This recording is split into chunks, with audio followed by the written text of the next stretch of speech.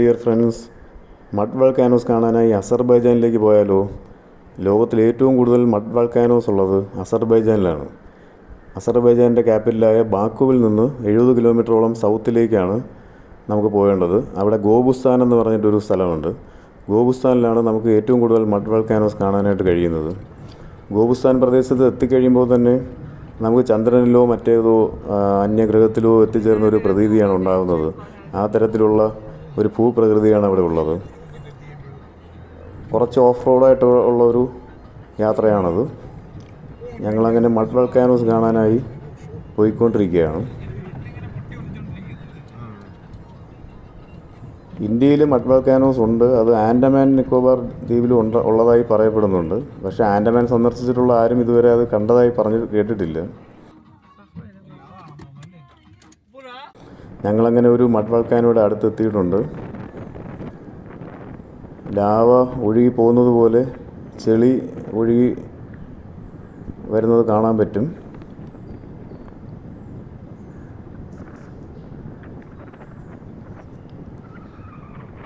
Mud വൾക്കാനോസ് ഈ oil അല്ലെങ്കിൽ crude oil അല്ലെങ്കിൽ പ്രകൃതിവാതകം ഭൂമിയുടെ അടിയിൽ കൂടുതലായി ഉള്ള ഭാഗങ്ങളിലാണ് കണ്ടുവരുന്നത്.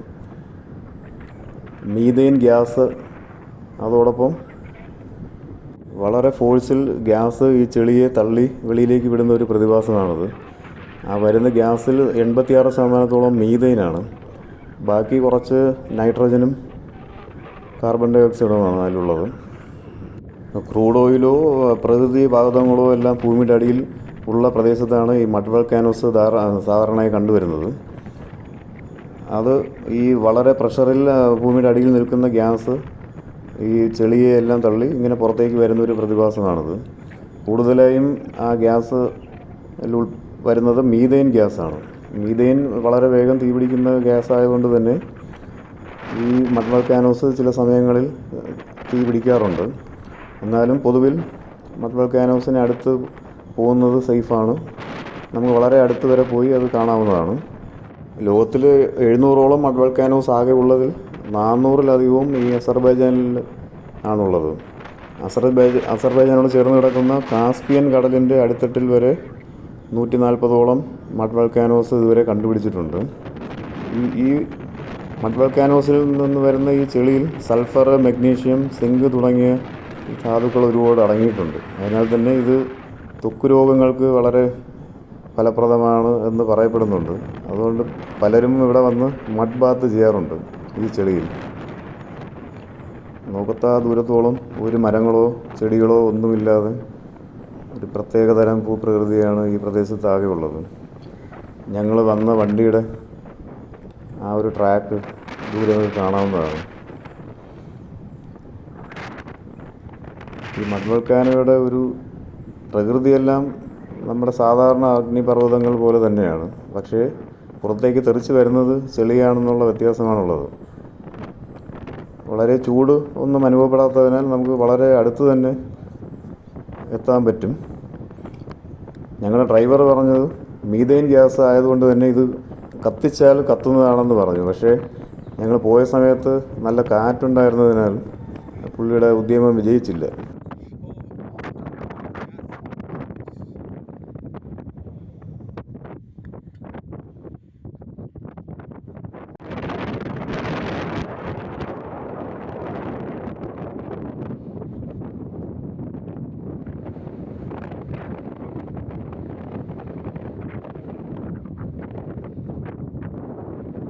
ഇത് മറ്റൊരു ചെറിയ മഡ് വൾക്കാനോ ഇവിടെ കാണാവുന്നതാണ്. ചെളി ഇങ്ങനെ കുറേ കൂടെ ശക്തമായി തെറിച്ച് വെളിയിലേക്ക് വരുന്നുണ്ട്. ഒറ്റ നോട്ടത്തിൽ ലാവയ്ക്ക് പകരം ചെളിയാണെന്നുള്ളത് ആ വ്യത്യാസം ഒഴിച്ചാൽ ഒരു അഗ്നിപർവ്വതത്തിൻ്റെ അതേ ഒരു പ്രകൃതി തന്നെയാണ് ഈ മഡ് വൾക്കാനോയ്ക്കും ഉള്ളത്. ഈ പ്രദേശമാകെ ചെറുതും വലുതുമായ ഒരുപാട് മഡ് വൾക്കാനോസ് കാണാൻ പറ്റുന്നതാണ്. സുഹൃത്തുക്കളെ, ഇത് നമുക്ക് നമ്മുടെ നാട്ടിൽ കാണാൻ കഴിയാത്ത ഒരു ഭൂപ്രകൃതിയും ഒരു പ്രതിഭാസവുമായതുകൊണ്ട് തന്നെ ഇവിടെ വന്ന് ഈ അസർബൈജാനിൽ വന്ന് ഈ മഡ് വൾക്കാനോസ് കാണുന്നത് ഒരു ലൈഫിലെ തന്നെ ഒരു വലിയ കാര്യമായിരിക്കും. പ്രത്യേകിച്ച് കുട്ടികൾക്ക് ഇത് വളരെ ഒരു ഇൻട്രസ്റ്റിംഗ് ആയിരിക്കും. അവർക്ക് കൂടുതൽ പഠനത്തിനുള്ള കാഴ്ചകളായിരിക്കും ഇത്.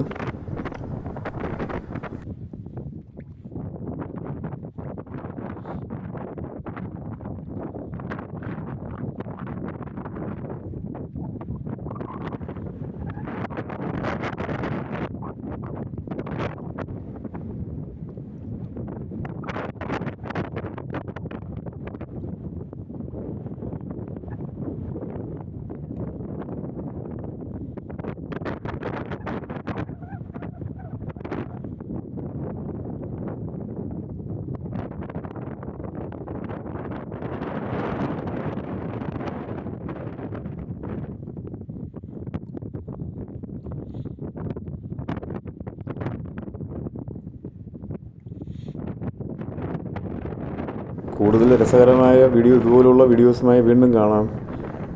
ഈ വീഡിയോ ഇഷ്ടപ്പെട്ടെങ്കിൽ ഒരു ലൈക്ക് തരണേ. ബൈ.